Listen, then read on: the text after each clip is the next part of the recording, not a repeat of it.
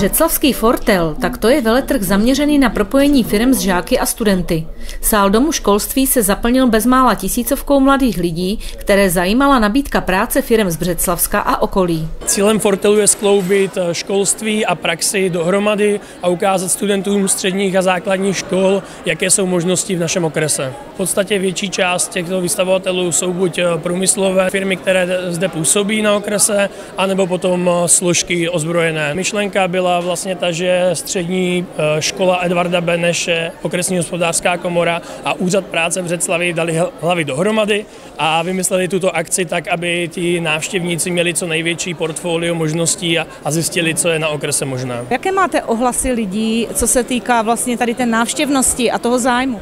Tak v podstatě každým rokem nám stoupá návštěvnost, a to jsme samozřejmě rádi. Školy se střídají v určitých časových intervalech a v podstatě i zájem firem je větší, takže uvažujeme do budoucna, že bychom mohli i změnit místo. Jedním z hlavních iniciátorů Fortelu je i střední škola Edvarda Beneše v Břeclavi. Ředitel školy pan Jiří Uher zhodnotil přínos Fortelu pro žáky. Je to jednoznačně propojení přesně toho, jako kam směřujeme, to znamená teorie a praxe. Žáci samozřejmě už v průběhu studia, většina z nich má praxe a podívá se do těch reálných provozů těch firem a společností, ale tohle je jako ještě větší možnost vlastně ukázky toho, co vlastně přináší jako vzdělání do toho praktického jako života, že to uplatnění je a v jaké šíři to uplatnění může být.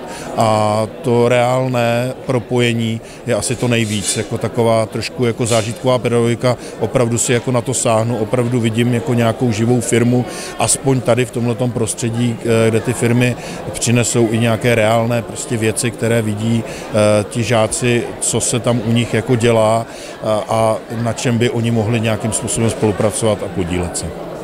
Vidíte třeba tady nějakou oblast, která z vašeho hlediska není zastoupena a bylo by dobré ji sem do budoucna přinést? No, tak určitě jako je to třeba ten náš nový směr, který máme, to znamená pedagogické lyceum.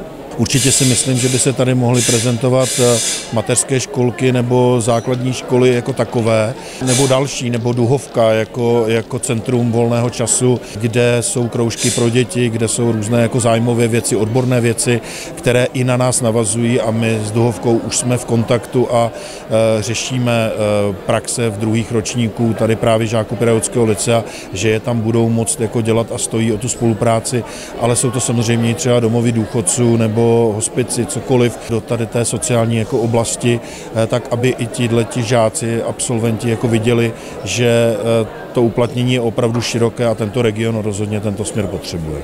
Zajímavé bylo i zapojení Policie České republiky nebo Vězeňské služby Břeclav, která představila žákům a studentům, jaké možnosti se nabízí i v této oblasti. Obecně chceme, aby ozbrojené složky měly lepší jméno, pokud možno ještě lépe pro vězeňskou službu a konkrétně nejlépe pro věznici Břeclav.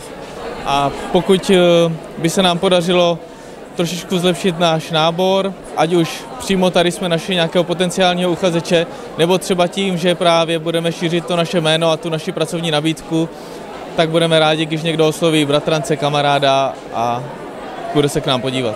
Čím lákáte žáky, aby se třeba stali příslušníky? Tak je to určitě služební poměr, který má své výhody, ale samozřejmě i nevýhody. Každý příslušník, který k nám nastoupí, tak absolvuje 15týdenní kurz nástupní, takže tam se naučí spoustu věcí, které jsou podle mě nejenom do práce, ale i do života velice přínosné. Co říkáte na Fortel? Určitě je to skvělá akce a my děkujeme za pozvání a když si sám sebe představím v tom věku, tak je to úžasná příležitost, jak si rozšířit obzory. Ze strojírenských firem jsme v letošním roce vybrali společnost Zebr, která je významným zaměstnavatelem strojírenských profesí na okrese Břeclav. Když kluci třeba končí, říkám kluci, ale oni to jsou většinou ti kluci v té strojírenské výrobě, tak když končí po tom výučním listě nebo po maturitě, tak začínají na zámečnické dílně anebo právě ve výrobě na těch základních pozicích obrabiče kovů a potom vlastně tou firmou jsou schopni se dostat na vyšší pozice. Třeba z těch obráběčů klasicky potom potom další krok je třeba technologie, kde se z nich stávají programátoři a podobně. Co říkáte na ten nápad a co myslíte, že to těm dětem přinese? My si toho velmi ceníme, protože je to příležitost, jak tu firmu prezentovat, dostat to tak nějak jako do podvědomí lidí. Nevím úplně teda, jak to vnímají ty děti, protože kolikrát jako vidíme, že se semka přijdou podívat, úplně neví, ale snažíme se jim dát ten směr, trošičku je vtáhnout do toho hovoru. Důležité je opravdu dětem hravou formou přiblížit práci, kterou by mohli do budoucna vykonávat, naladit se takzvaně na jejich vlnu a zaujmout. A tento cíl si všichni zúčastnění vystavovatelé vzali za svůj a splnili jej na 100%. Fortel se tak stává výjimečnou záležitostí. Není to úplně standard, aby vlastně v okresním městě byla taková přehlídka, krom třeba té tradiční přehlídky nabídky středních škol.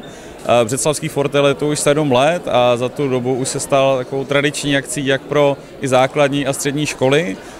Jejichž žáci a žákyně sem chodí načerpávat ten přehled, kam by potom mohli třeba jít dál po studiu i do praxe. Zájem o Fortel je opravdu veliký jak ze strany škol, tak i ze strany firem a jejich nabídky. Tak se již těšíme na 8. ročník a uvidíme, jaké možnosti nabídne Fortel žákům a studentům do budoucna. Držíme pěsti.